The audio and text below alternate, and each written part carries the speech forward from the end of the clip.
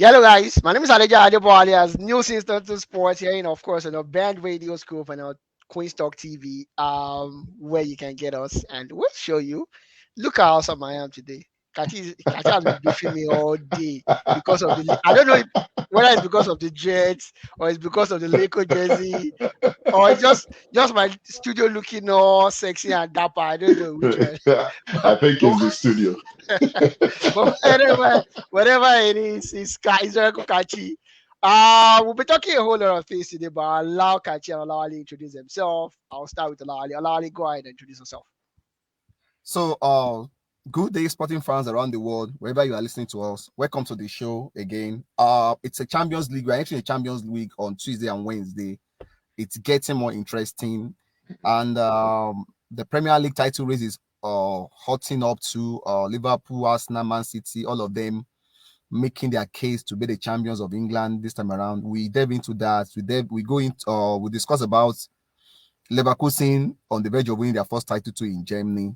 Just stay with us for the next 1 hour plus and enjoy the analysis. Yeah. All right, perfect. Oroku Kachi. Sport fans, as always, a pleasure being here with the rest of the gang.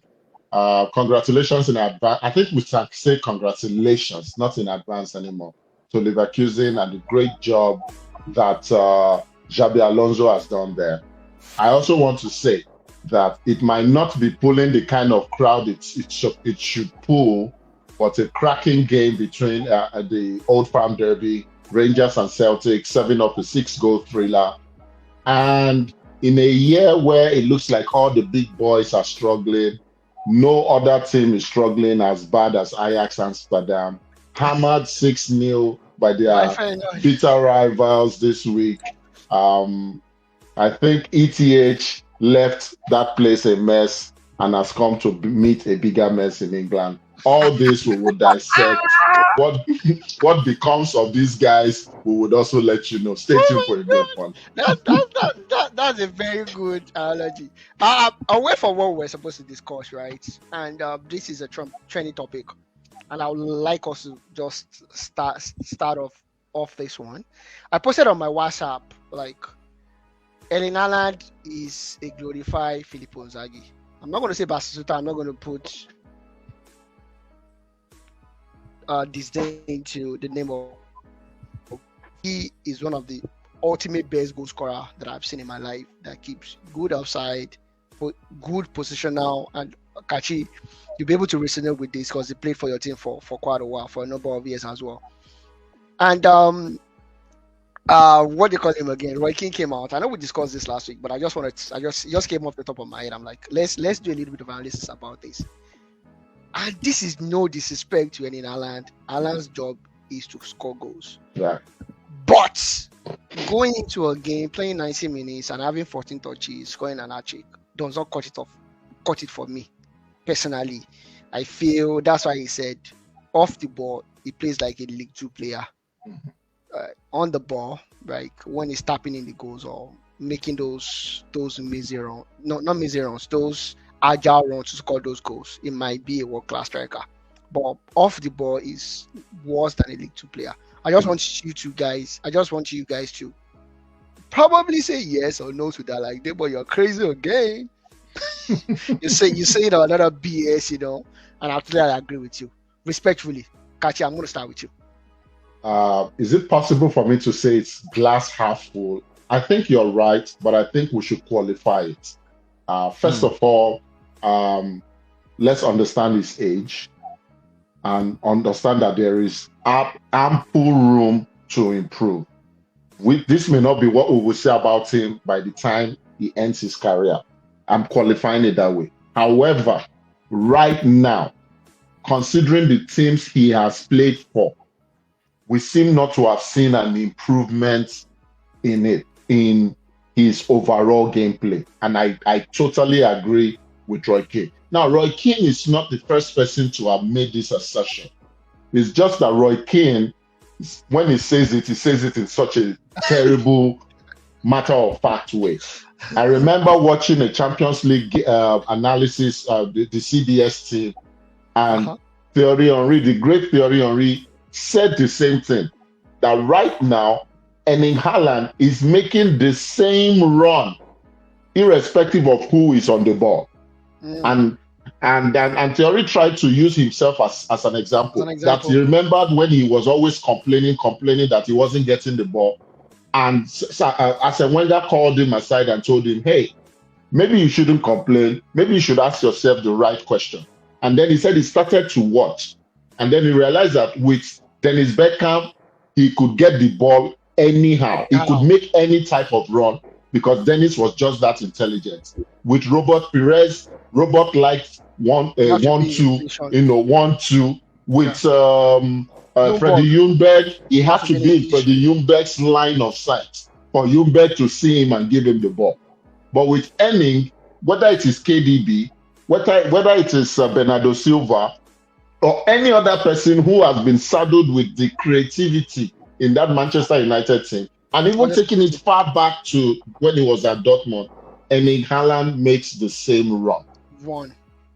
So for me, I think there is room to improve.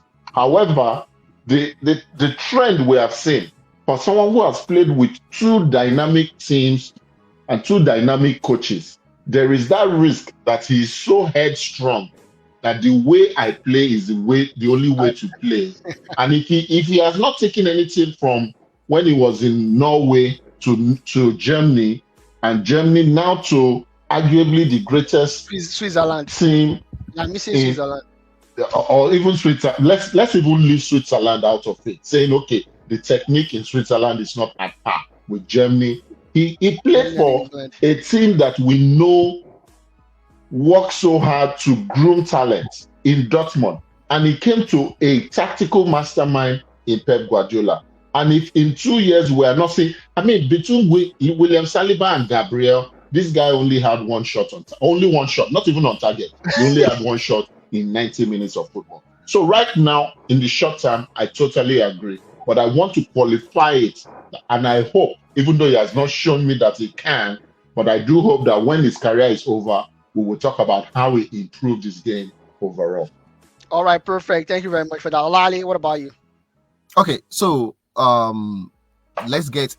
I think we have tendency to be a prisoner of the moment. I think when Erling Haaland came in, when he came to the limelight, I think it was a bit. It's been a long period of time that we've seen a proper center forward like that, which at times, there is something about the game. When the game evolves over time, you get tired of a certain thing. When the likes of Thierry or Rio, these kind of strikers that are a little bit more mobile, probably who didn't start, what do you call it? Their career strikers. Career as actually a striker, but again, they had to evolve over time and became probably, and their style of play tends to be a little bit different from guys who are conventional number 9. You talk about the Inzaghi, you talk about the Van Nistelrooy. Even the Van Nistelrooy before the injury. If you recall, he spent a year more at, what do you call it? He was a bit more mobile for people who watched him then in he actually changed after he left United and went to Madrid and Malaga. There was movement and all. But go ahead, Lali. So for players like that, they were more. So I think when Erling Haaland came to limelight, it's been a long time seeing a typical central forward who is very, very certain of scoring a lot of goals. You understand? So I think those are coming into that City team, which looks very, very perfect for him. I think the crazy number of goals he scored at the early part of the season got a lot of people, or a lot of us, carried away about, okay, is it really more than about goal scoring? One thing I will give him is this. If you give him his efficiency is what I love a lot. Yeah. But like you said, when it comes, I just believe his performance depends on how the team plays entirely well. If the team plays very well and creates lots of chances, Erling Haaland will score lots of goals. Yeah. If the team is probably below par in terms of their performance, Erling Haaland will struggle. Now, can he get better in terms of his I've probably Off the not ball, noticed man. that side of the game that Kachi just made mention. But again, I just think for him, I don't think he wants to be part of probably trying to get more involved. The And I think transition and, you know. yeah, and I think I've seen some of that, which tends to be a little bit frustrating. And we've also seen some players in the past who try to a little bit change their game and become part of, and sometimes it becomes a double loss for them in terms of losing part of the scoring touch and not really getting the best out of themselves in trying to be as a part of what you call the build-up play. But of course, the reality is the goal scorer who doesn't really have so much, as in doesn't have that touches in him in terms of trying to be part of the team in terms of the build-up play. So I think Roy Keane is just probably saying the obvious, but I think he took it too far with that League 2 description. Yeah, he took it too far with that League 2 description. I just think it's the obvious, because I recall there was this Barcelona fan who is very obsessed about Barcelona and Pep. Everybody understand the history between Pep and Zlatan Ibrahimovic. Doing those runs when Elena was scoring his hat trick, I saw one of his tweets and I was just like laughing and mad, like, well, that's what social media does. He said, Haaland is who Zlatan Thought it would be. It will be something like that. You understand? Also, like, how on earth would you compare Haaland to Zlatan? And again, that is one of the problem about, what do you call it? This era of football where everything evolves around statistics, number of goals, assists. Anything without goals and assists doesn't matter. It's like you are not the relevant player. And I was just like, like, have you actually watched Zlatan playing and Erling Haaland playing, and you feel like they are no, bro, it's not the same thing, because Erling Haaland impact on a game is dependent on what the team does as a whole. Not 100%. Because the Norwegian team just gives you who Erling Haaland is as a player. I've watched a couple of their game in Norway, and it's just like, if you have not seen him playing before, you will not say like there's anything special about this guy, because the Norwegian team is average, and they they struggle to give him the service he probably. And that was why when people ask that who is likely to win the Ballon d'Or first between Erling Haaland and Kylian Mbappe, of course it's going to be Kylian Mbappe. It's something that is not a hidden secret. It's not like a, what do you call it, a knock on Erling Haaland or anything. It's just that his game of play has limitations, and which I think is not a bad thing to it's not something bad to say. Of course, yeah, of course. And like Olade rightly said, it's not a bad thing. It's nobody can take away from the fact that People is one of the best strikers ever to play the game of football, or Gerd Muller, for instance, or Ruud van Nistelrooy. You know, I'm an Arsenal fan, but I can tell you, in the 2000s, when I think about goals, the first person that comes to my mind is Ruud van Nistelrooy, not Thierry Henry. It just goes to show you that how we attach these guys to the goal scoring. But please, for the analysts have spoken, Oracle has spoken, Oracle Wale has spoken, Oracle Kachi has spoken. Please and please, don't disrespect my sister anymore. Anyways, I'm not going to move to basketball. I'm just going to stay in football. It's going to be Champions League actions over the course of the midweek. We have Arsenal versus Bayern Munich, Real Madrid versus Manchester City. It's an interesting one, if you ask me. Trust me, I feel it's an interesting one personally for me, because Wale said something during the pre-production call that sometimes you should be careful, wary about teams like Bayern Munich, and that resonates with what he said.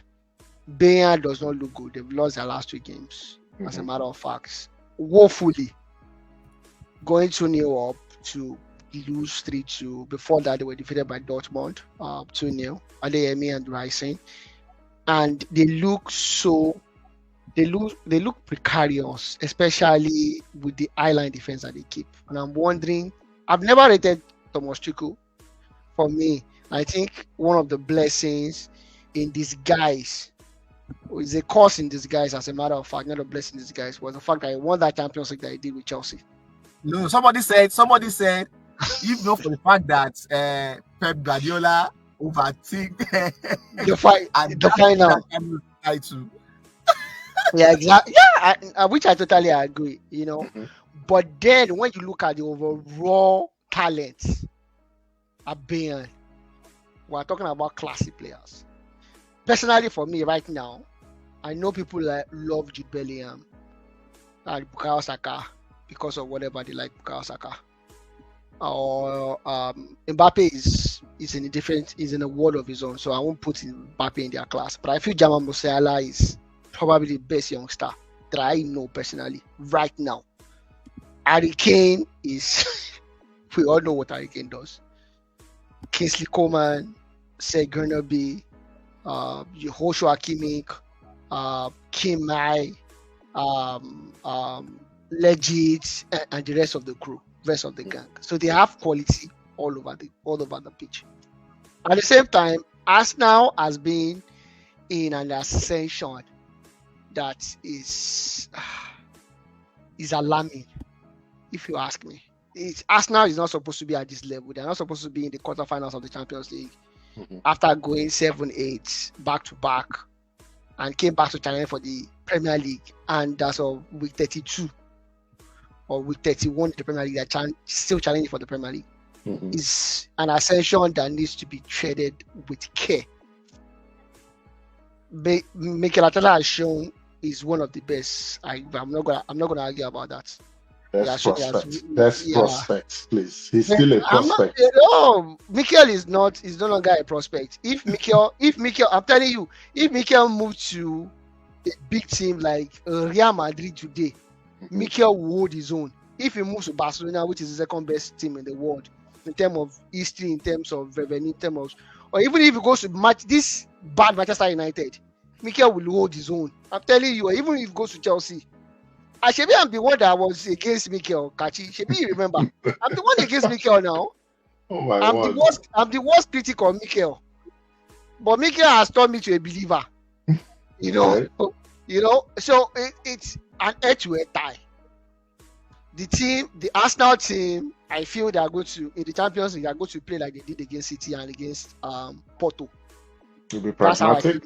They'll be very pragmatic. That's what I think, personally. A dicey one might personally, and this is not because I'm an Arsenal fan, I feel Arsenal is going to qualify against Bayern Munich. We've never had a good history against them. I think they will qualify against Bayern Munich. After that, I don't know. But against Bayern, I think they will qualify. And I think they would win the first leg, especially with 3,000 Bayern fans being banned. They will not even have any fans present, like ticket being sold to their fans, unless you come independently. So that goes a long way and they've rejuvenated Emirates, and it has become a fortress for them, kind of. Kachi, I'm going to start with you. How do you think this game is going to end? With all these rambling that I've given to you, where the game can be won, where it could be lost, the goalkeeper of Bayern is not available. They keep a very high line defense. Their defenders are not even cerebral enough, from what I could see. And I'm sorry, but they have great attackers. Arsenal have shown that the pairing of Gabriel and Saliba, very wonderful. But when you're playing Zinchenko as your number 3, it becomes problematic for Arsenal, right? Declan Rice, I show, is one of the best in the world right now. So it's a best of both worlds. Yes, yeah. So for the way I think Arsenal stands a chance to win that first leg and ultimately set themselves up to win the tie, they need a Zinchenko to play. I say that in with pretty much all I'm saying is Arsenal has to play as if they are chasing a game in the Premier League. For me, that is one thing that English teams have as an edge over other teams. Let's put it in perspective. If that game between Crystal Palace and City yesterday was 3-2 3-2. Palace trailing with 10 minutes left in that game. What do you think what is the higher probability, or what do we think has a higher probability of occurring? I think for me, the higher probability is that Crystal Palace will throw everything except the kitchen sink at City, and they will get a draw. Because they will throw caution to the wind and they will go all out attacking. And I think that's the approach. You cannot let Bayern dictate that game. It cannot be slowed down. It cannot be slowed down to a tactical game. They have to go at them almost the same way Newcastle went at PSG. I remember you saying that. They have to go at them that way. Because there is right now, that team, as unpredictable as they are right now, a seed of doubt has been sown. They've lost in different ways this season. Something we've not seen Bayern do. They've lost from a 2-goal advantage. They've lost to Dortmund, something they've never done before at the Bayern Arena in a long while. So they showed different soft underbelly. And if all you have said about Mikel Arteta is to be respected, then Mikel Arteta has seen this. So they've lost by being played out of the park by Leverkusen. Yeah. So there are several, and all what I see in common. Yes, I didn't catch yesterday's game, but between the Dortmund game, between the Leverkusen game, those two teams did not let Bayern settle into a rhythm, and that is what Arsenal has to do. Now, their pragmatism might come in the second leg when they have a good lead they need to preserve. If you go to Germany with a 2-goal lead and you tell yourself, let's play a 0-0 first half by being very pragmatic and get them to commit numbers forward because they are still chasing 2 goals to even tie the game over 2 legs, then we can explore all the holes they will leave at the back. So I think Arsenal has to get their fast men. It is not a game for Jorginho, except they want to play 2 styles of football, where Jorginho sits as the deep-lying midfielder. There's a Rice that can drive forward, Jorginho that can throw the passes over the heads, depending on what Bayern brings to them. But the Jorginho I saw yesterday over the weekend against Brighton had some pace to his game. He has to bring that little pace, that locomotive pace, come midweek. So I think that's the way Arsenal wins the first leg. But Arsenal needs to go to Germany with more than 1 goal advantage. So what's your prediction? I think it ends 3-1. I think it ends 3-1 in favor of Arsenal. First leg. First leg. For the first time. Yeah. I think we're thinking 3-1 myself. I had to say that because when we initially previewed this, I said Bayern wins this over 2 legs, 3-2. Oh yeah, okay. Yeah, I think that will become the over 2 leg score line, 3-2. But it will only be because Bayern wins by 1 goal at the Allianz Arena. Yeah. All right. Perfect. Olale, what about you? What do you think? So, okay, looking at this game, like I said, Bayern Munich, like we all know, they've been struggling. Like Debo rightly said, they've lost in all manners. They've lost, like, conceding first and not able to come back. They've lost, like, having 2 goals lead, 1 goal lead, and letting the opponent off the hook. Yeah. The manner Arsenal qualified from the second round against Porto, for me, did not inspire a lot of confidence. I think we saw a team probably who have been out of the top European football for a long period, who probably struggled to, especially in the second leg, where I was expecting them to probably kill off, Porto. Now, with the confidence level of Bayern Munich, with Arsenal playing at home, and with the way Arsenal have been playing for a while now, defensively they look solid. They need to bring that into the game. I think everything in this tie depends on what Bayern Munich team is going to show up. If it is the Bayern Munich team that we've been seeing in recent times, which is the one with at least the one that has probably turned up in 90% of their game in the last 3-4 months, it could be, what do you call it? I think it could be a bad one for them. I think for Arsenal, they need to assert their authority on this game early enough, because the longer it goes, the more, because the Bayern Munich team is not that like a bad side in terms of the quality. The longer it goes, everything that happens in this tie will depend on how Arsenal could assert themselves in the first 45 minutes. Absolutely. In the first 45 minutes. Because if Arsenal doesn't take that lead too, there is a certain amount of, what do you call it? Doubt that could probably start cropping in the second. Because football, as much as it's a talent game, there is that psychological side to it that we tend to probably overlook. So for me, I can't just, I'm finding it difficult to see where the whole thing goes, but I think Arsenal win this. By what margin is what I don't know, but I think they will win this because they are playing at home. All right, perfect. Olale, I'm going to stay with you. It's Real Madrid versus Manchester City. City is not the City that we know, right? And I'm saying that with a little bit of doubt in myself. Saying that honestly, not with so much confidence. If you have not catch it, please try and catch the treble winning documentary of City on Netflix, and you see Pep Guardiola is a different animal. Yo, that guy is something else. And the way he pushes the team, I don't know. I've watched 2 episodes of it. Oh my god, that guy is a genius. He's a genius. Take it or leave it, whether you like him or not. And I like the way he speaks. It's poor English. He speaks poor English with so more confidence, and it sounds so sexy to my ears.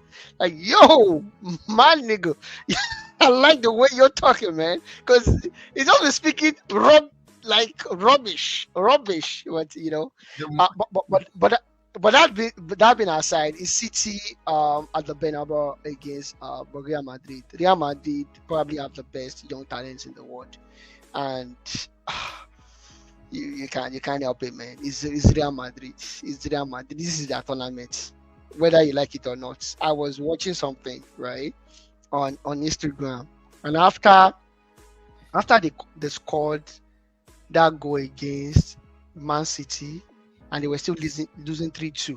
That one that they won, I think 2 seasons ago, if I'm not mistaken. Benzema, Luka Modric, who else? Luka Modric, Cruz, and someone else, and they were laughing. And Vinicius, they were laughing, and they were losing. And someone write the caption on it like, "One day we'll get to know what makes these people laugh while losing 3-2." You know, so it's the confidence for me, and they have the ability. And if anybody can actually handle City in Europe, it has to be Real Madrid. It has to be Carlo Ancelotti. If anybody can handle City, personally, that's my opinion. I stand to be corrected. You know, so it's going to be an interesting tie. And of course, when you look at the City team, KDB is back. KDB is not playing the way we would want him to play, but it's KDB. Bernardo to trying to reintegrate Jack Grealish back into the team gradually, you know, giving Doku the chance. But you look at their defense and the goalkeeper, not the most settled one and inspiring one. So there's an outside chance here for Real Madrid. But Real Madrid, for all we know, they've not been convincing in Europe as well. Even in the last at the last stage, I think they drew their second leg after winning the first leg. You know, so Real Madrid could turn up and not bring their A game as well. So it's a dicey one. Olali, who are you rooting for and why? So since this draw came out, I've been trying to crack my head looking at. I don't like it. I probably prefer the two teams to be too early. Draws. Too early. Just like we had last for year, them where to you play. have a very Yeah. But I have a feeling that Real Madrid would knock City off. I strongly have that feeling. if they survive if they survive Madrid, probably they are going to do a back-to-back Wow. That'll be at this crazy. point. I think Madrid looks a little bit stronger than them, especially in defense and in the midfield.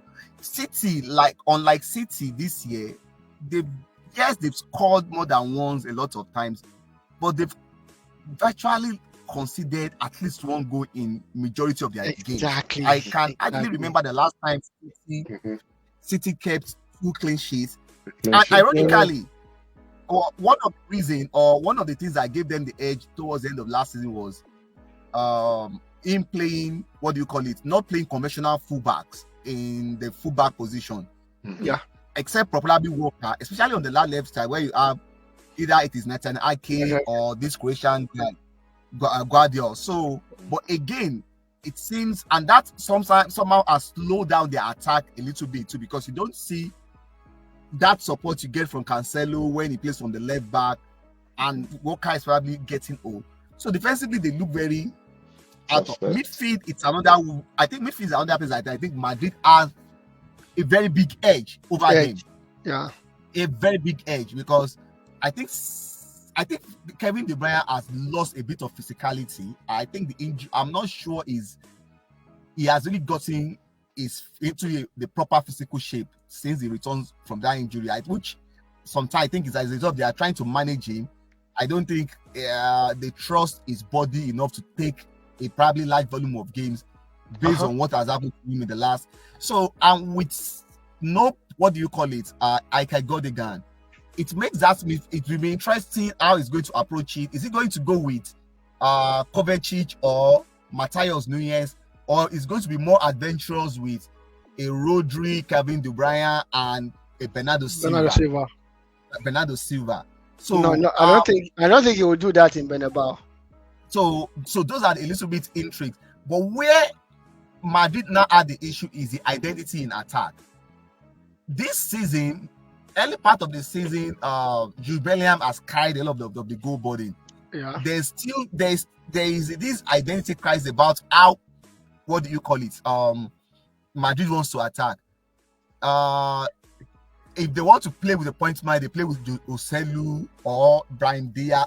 Is it Diaz or what's the name of the guy? Yeah, Brian Diaz. But most time when they play Rodrigo and Vinicius in this formation, the problem is Rodrigo and Vinicius tends to stay too wide, leaving the central area unoccupied.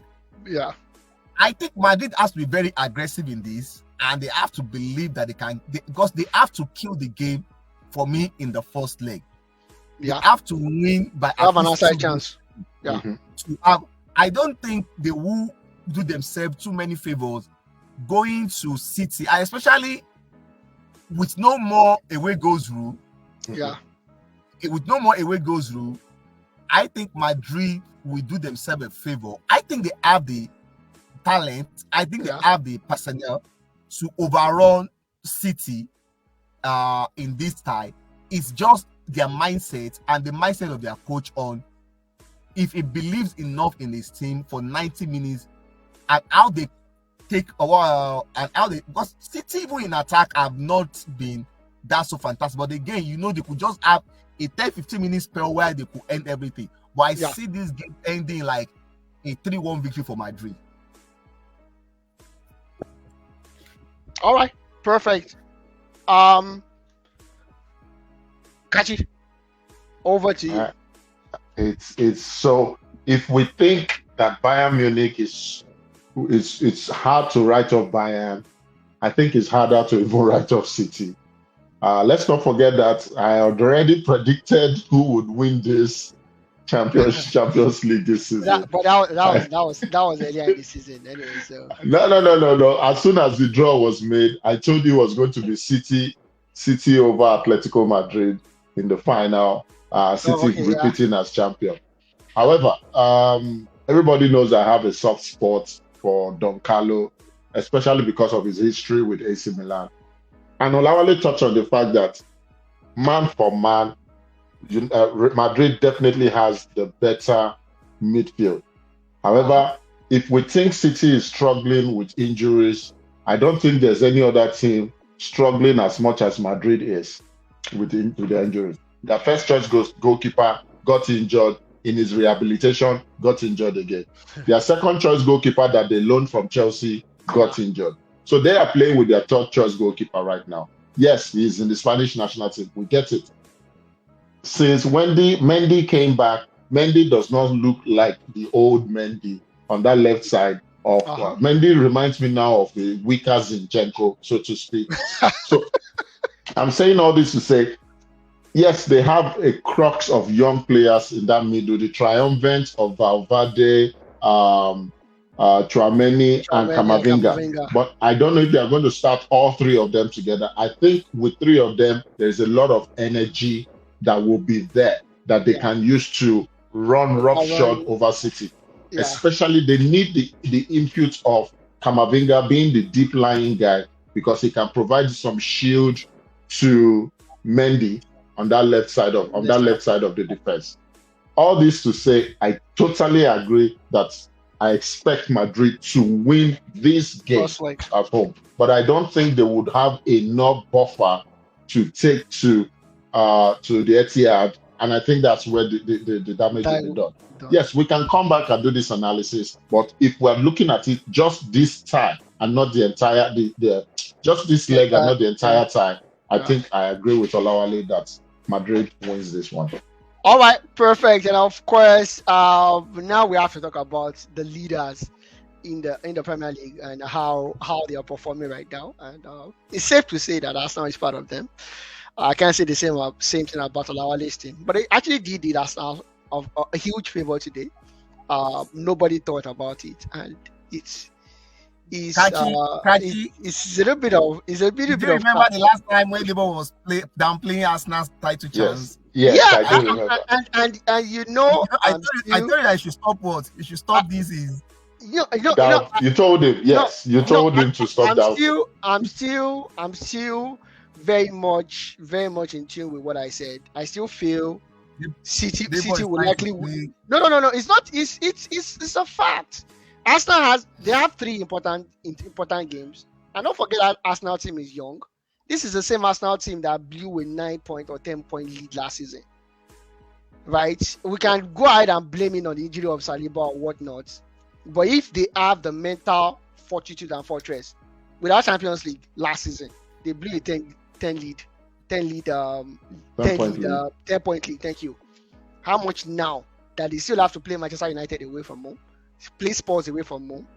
Chelsea, I don't really believe in Chelsea. I think Chelsea is a whack team, so I'm not going to mention Chelsea.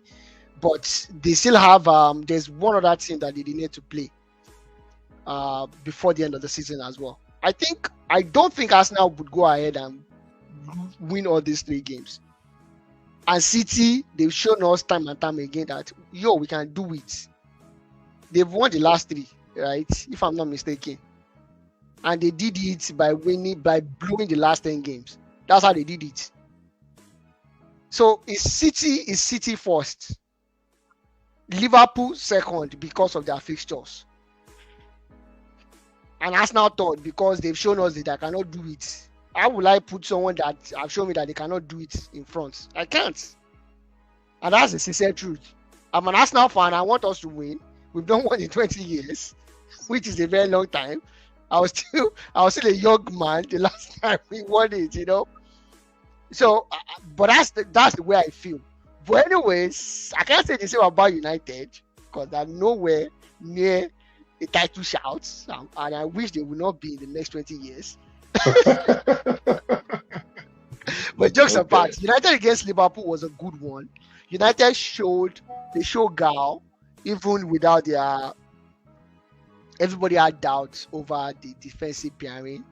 Andre Onana showed his class and why they paid so much to get him from Inter Milan. With the way he played, he actually did some show-stopping.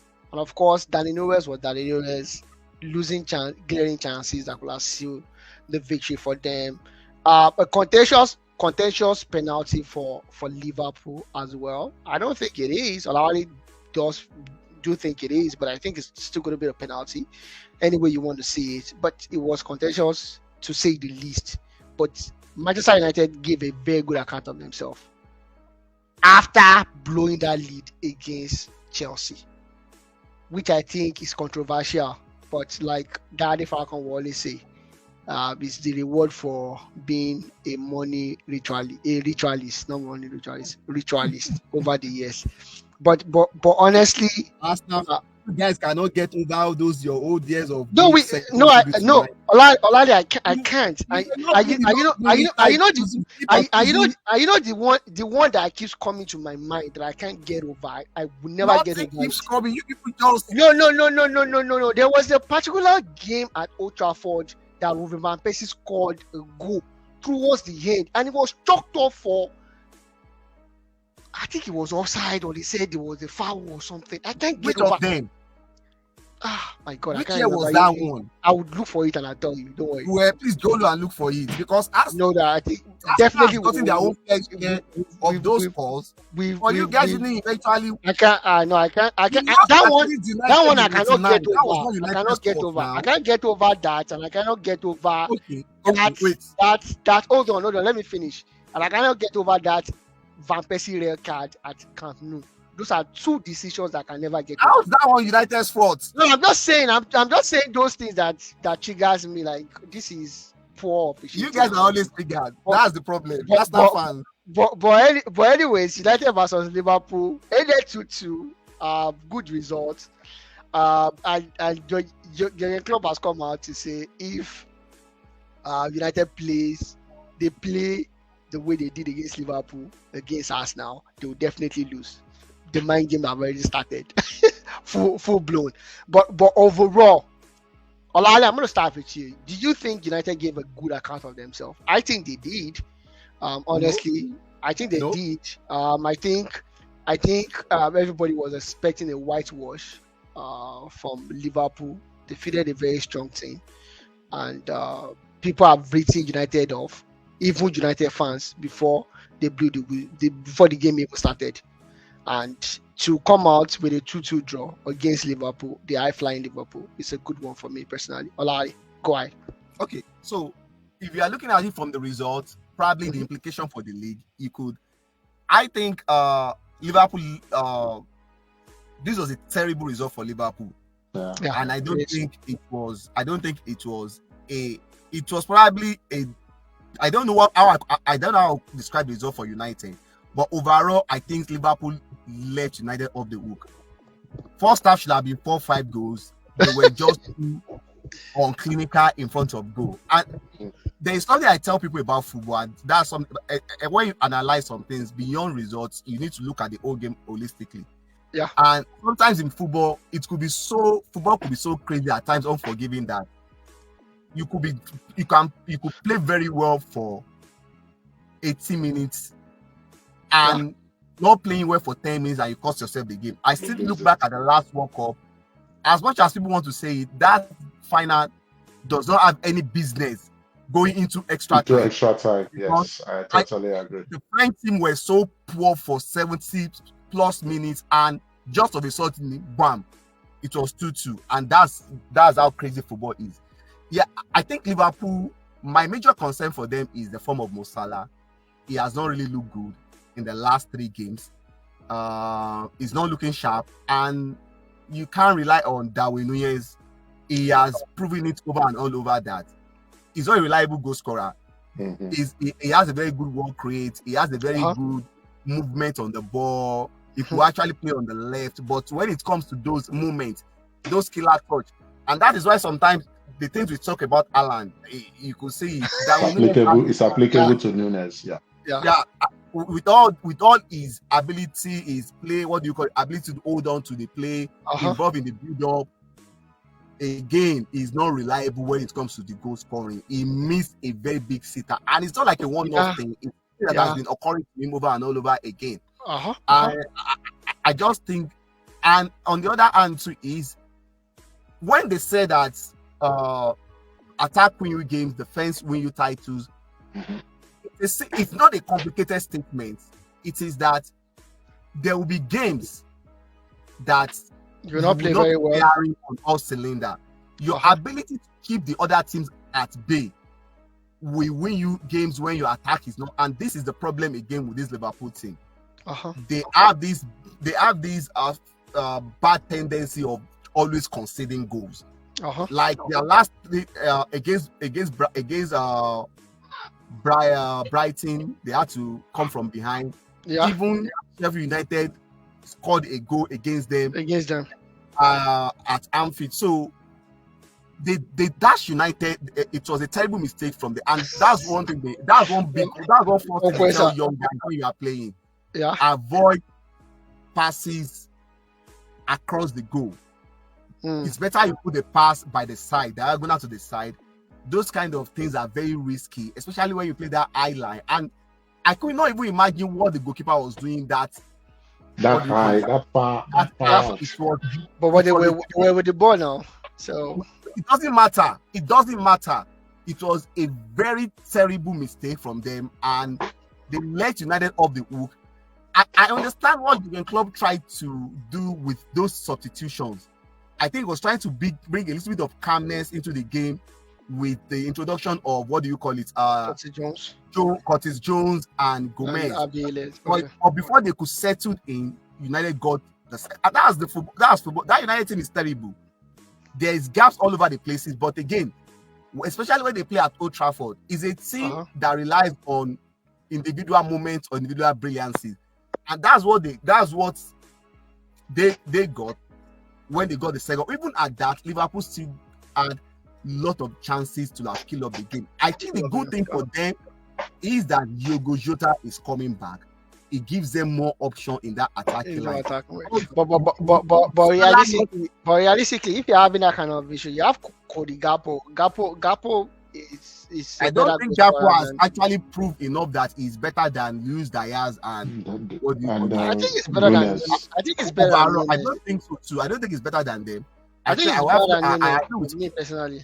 No, it's not better than Nunez. Nunez could be very terrible in terms of goal scoring, but overall, the way it affects the way work rate is very good. I don't think that. So this is excellent result for Arsenal and City. Arsenal and City. For Liverpool, their great challenge now is going to be that stretch where they are going to play 3 away games consecutively. Even though that Fulham, Everton, West Ham game will determine where they are going to. Playing 3 consecutive away games is not easy, and for you, what makes it harder is the West Ham game is the last of the away games. So I think that's where. So, but again, they are going to welcome a lot of their guys back. Trent is going to come back from injury. I don't know. I think I'm not even sure whether Konate is injured. I don't know why he's not playing. Konate was not injured. He was on the bench, as a matter of fact. Yeah. What do you call it? Maybe he's not showing well. Jota is going to be back, but overall, good result for Arsenal. I don't think they should. The statement club made about that if United played like this, they are going to lose Arsenal. It's more of an indictment for him. Is a message for me. Is passing for to his team. Exactly that. You guys you see the mind game. He doesn't have to measure that. Just taking the pressure off them. You guys play terribly, so it's a bad result for them. But again, it looks like every team is going to have their own fair share of that bad result. Even though I still think City looks like having, because looking at this fixture, but City will win this league. Forget all this one. Looking at this fixture, I think the only game that probably I'm not sure of City winning is the Spurs game. Probably it's the last game, but it's not even their last game. It's like within their next 2 games, if they could afford not losing against City, against Spurs. Yeah, I have my doubts if they are not going to. City will win. This is what I'm saying. That like I said, I'm being trying to be like this. It's the truth. City will win this league. This Liverpool or Lionel. Anyways, Kachi, your thought on this one? In 3 games against Manchester United this season, Liverpool created at least 86 clear chances. My God! And in those 3 games, they did not come out with a win. It's ETH is doing well. Final also do that. So it's really in everyone, I guess the only one you can say United won was the FA Cup. FA Cup game that they came back to win 4-3. Every other one, Liverpool had United on the ropes, but rather than go for the knockout punch, they were still jabbing at them. Yeah. And sometimes you jab someone, they're able to recover, and they can land you one punch. And I just remember my very good friend Deontay Wilder. Now, coming to this title race, I think it's advantage on the back of experience, on the back of the fact that they won the treble last year, on the back of the fact that they've won 3 of the last 4 championships, on the back of the fact that they are defending champions. I think it's a slight advantage to City. But you must not, as a league is not won over the games you have played. It's how you handle the games ahead of you. Now, Arsenal has 7 final games to play. Yeah. Their destiny is right in their hand, but there's no, and the way they should treat it is no game is bigger than the next game. Other. Don't look ahead to Spurs. Don't look ahead to Chelsea. Don't look ahead to United. You have Aston Villa. You have them at home. You need to handle your business. All this is not for me to come out here and tell you Arsenal is winning the league. I still think City wins it. I'm not going to change my mind now. I think the best story is for Klopp to have a fairy tale ending. The better story is for Mikel Arteta to finally break this Premier League hoodoo.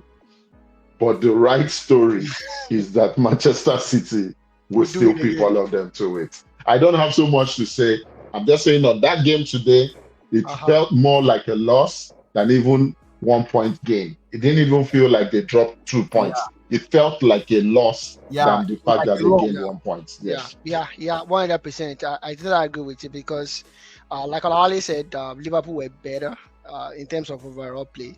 If not because of Danny Nunes, they probably would win this game. Honestly, if not because of Danny and Haaland Nunes, they probably would have lost. Yeah, that's how I feel about it. Arsenal defeated Brighton. As Mikel Arteta has found a way around the Giuseppe, although they've not had it too good against Brighton, I know, for the past 2 seasons, I guess, but they've defeated them home and away in a typical Arsenal fashion, clean up the game. Havertz scoring again, even though he's not adding, I don't know what he brings anywhere else. Yeah, I don't know. I'm tired of the guy. It's so frustrating. It's those frustrating players that they give you something extra one day and the next time you'll be like, oh my god, what's this guy doing here? City defeated Crystal Palace 4-2. Bokachi, my question is, what is Mauricio Pochettino still doing at Chelsea? 2-2 draw against Sheffield United. They draw against Burnley. These are teams where you should handle your business. I don't care how many injuries they have. I don't care what is happening. These are games that they should be able to handle their business. This is where it shows us it's serious.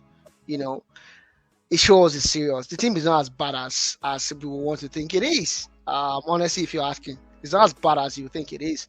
And it should be able to do all these things, and Chelsea should be able to handle their beats, but they are not against these low level clubs.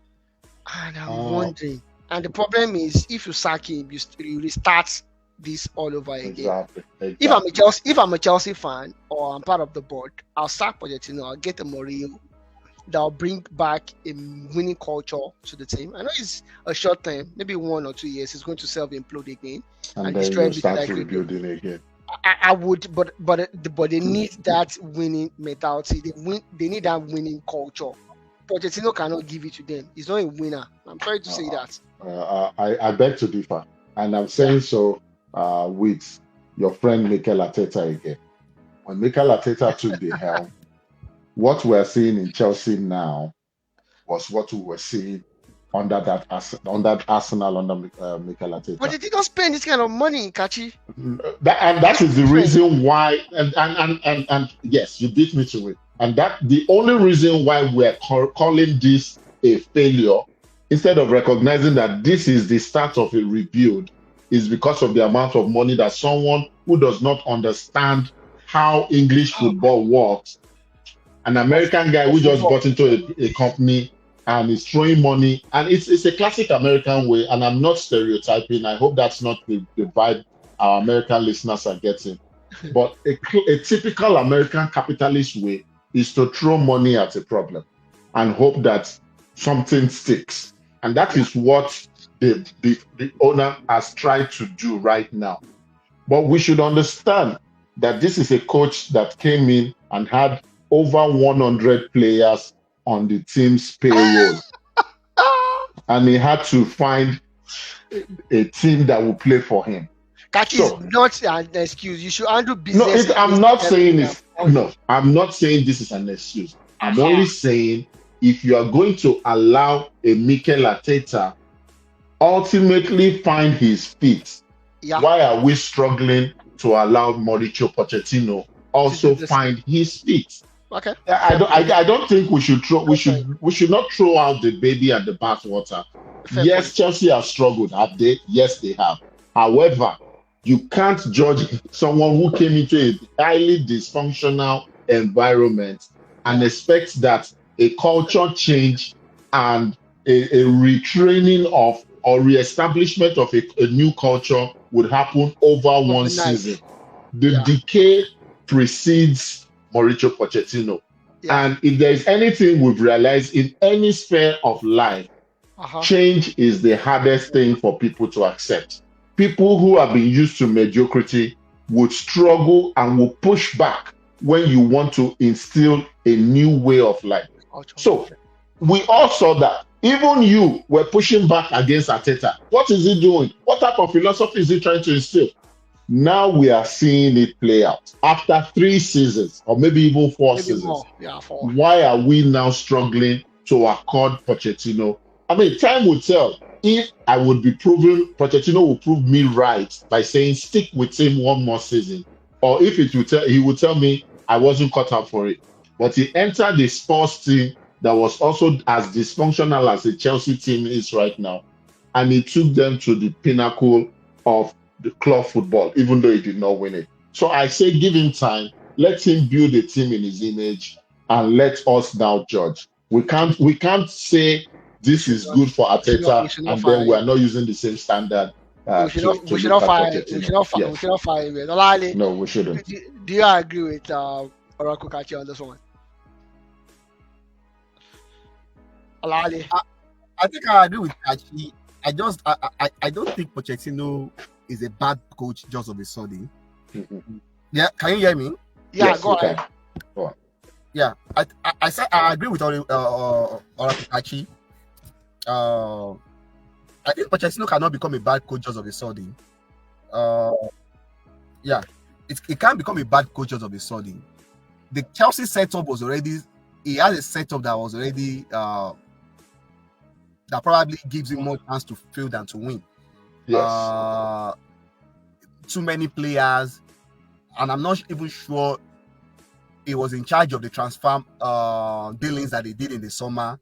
Mm-hmm. So it was just made to work with whatever he has at hand. And I for me, why? Yes, I could be a little bit concerned about their results in recent times. But what gives me a bit of confidence in Chelsea is their performance against the top side. Yeah. Even when they've lost, Chelsea they've held their own against every top side they've played against. Chelsea is one of the reasons why this title race is what it is today, because they failed to lose to City home and away. We need to have all those things at the back of our mind. They again Arsenal struggled to get a draw away from home, and they are still going to. It's one of them, probably the most. You might probably discard them. I think that game at Emirates is going to be very tricky for Arsenal because of the history involved between the two teams. And we saw their performance too against against the. So I just don't think Mauricio Pochettino. Yes, he could have. There are some certain things he could have done better. But I think the whole environment, the kind of things he met on ground, just means that there are going to be a lot of ups and downs. I still think he needs a second full season where the board has to work with him to make decision, not make decision for him. For him. You have to work with him to make decisions. Because, like Kachi rightly said, if Arsenal were so hurried to take decision on Arteta, probably after that second full season, and he has been sacked, our opinion still will have been he's a bad coach. Yes. If those latter 2 years were not, he was not giving those latter 2 years, we'll probably judge him as at the result of when he was sacked. Yeah, true that. So We should tell the process. Because Piers Morgan was the leader of the gang that was calling for his head. Yes. For calling for his head. So at times we have to look at some problem beyond the coaches at times. Especially for people who've seen succeeding in some certain environments. I just don't think coaches become bad overnight.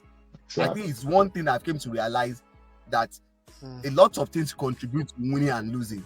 So for me, sacking Pochettino now, I don't think we take Chelsea anywhere.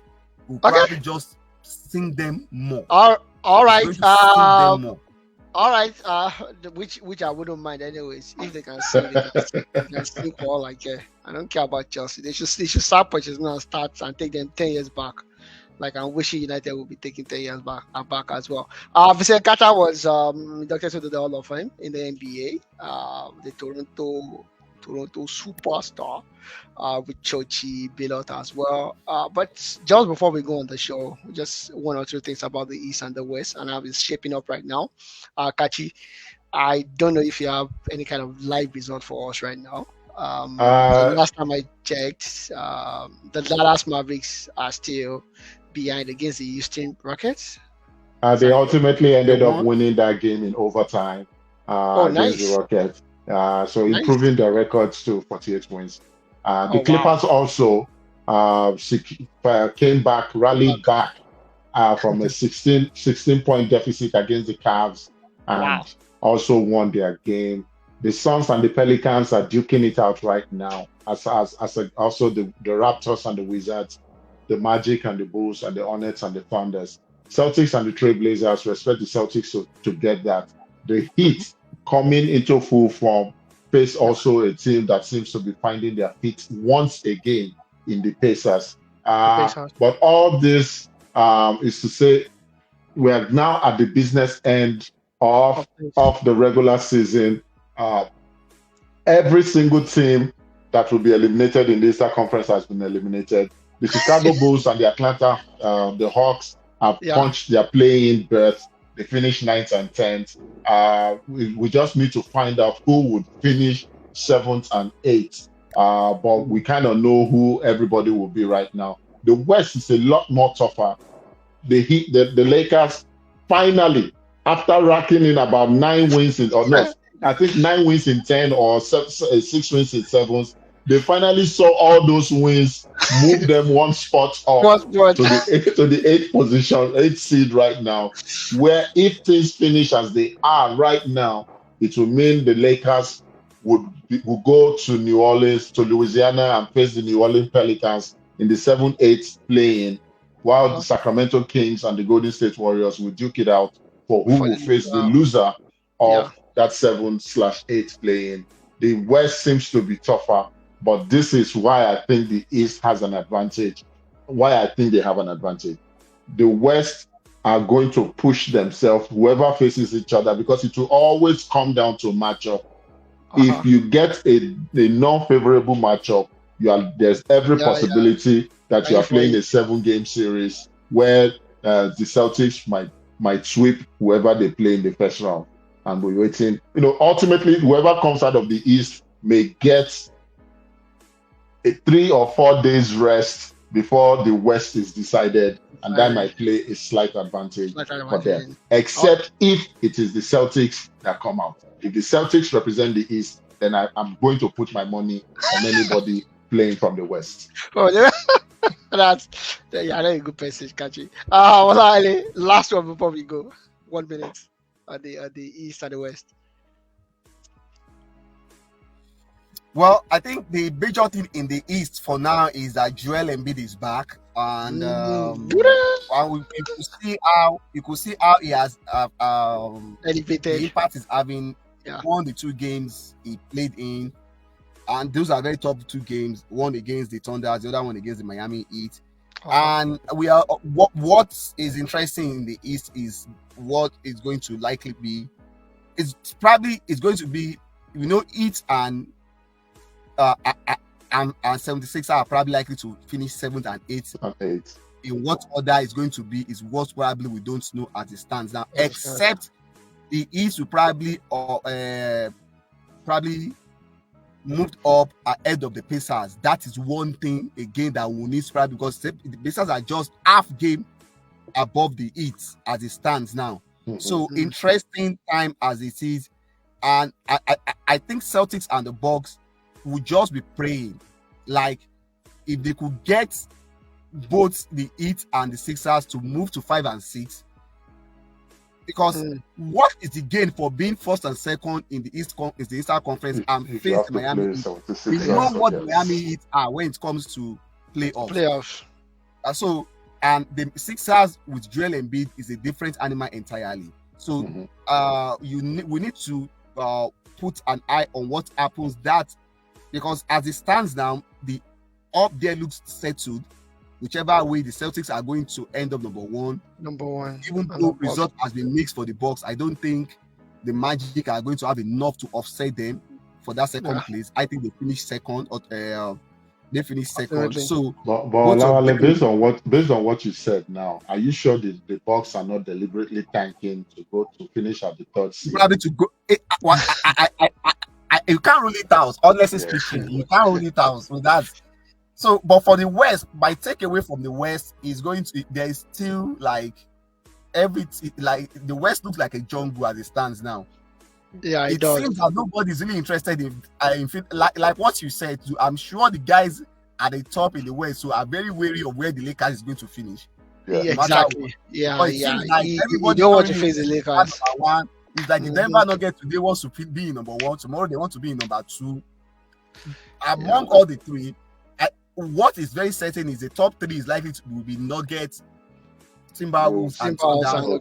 Where it's going to be at the end is what we don't know as it stands now. But in case the three teams, what do you call it, or 2 of them have tie, the Timberwolves and the Thunders have a better head-to-head record than the Nuggets. So in case of all of them having the same win, I think the Nuggets will probably finish second or third as it stands now.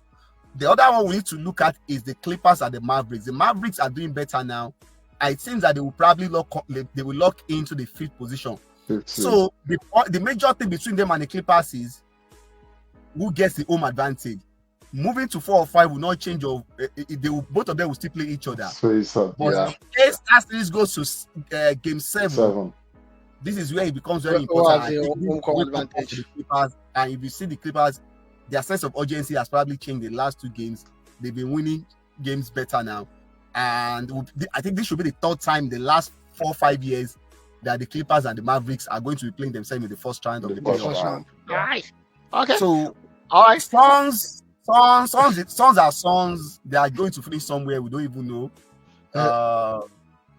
Lakers, the Warriors probably will settle for their 10th spot as it stands now. And with Lakers moving to 8, they will avoid them in the first play-in game. So, but again, there is still high chances. But as it stands now, both of them can still make it to the playoff. If the Lakers can beat the Pelicans, Warriors beat the Kings, and Warriors will play the Pelicans, we can still have the 2. I think this is a better stand for the NBA. For the NBA, yes. The people like Debo, who are all after these people, even though they are not playing well because of what they have done in the past, we have to find a way to put them there. Blah blah blah. So I think this standing is better for people like them, Debo now.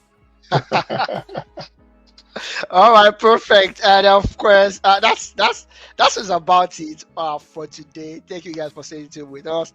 Till we see you again next week. My name is Nadia. This is Oracle Kaji on Anawali. Bye, guys.